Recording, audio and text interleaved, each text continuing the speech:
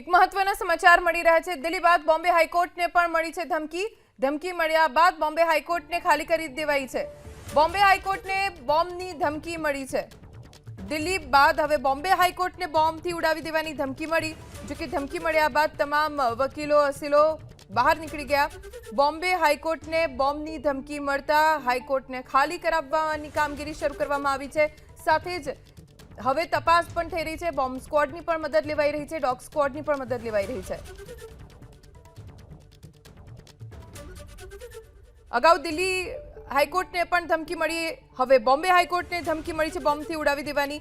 જો કે ઈમેલ થકી દિલ્હી હાઈકોર્ટને મળી હતી બોમ્બથી ઉડાવવાની ધમકી, એવી જ રીતે બોમ્બે હાઈકોર્ટને પણ બોમ્બથી ઉડાવી દેવાની ધમકી ઈમેલથી મળી છે। એક મહત્વના સમાચાર મળી રહ્યા છે। દિલ્હી બાદ બોમ્બે હાઈકોર્ટને પણ મળી છે ધમકી મળ્યા બાદ બોમ્બે હાઈકોર્ટને ખાલી કરી દેવાઈ છે। બોમ્બે હાઈકોર્ટને બોમ્બની ધમકી મળી છે।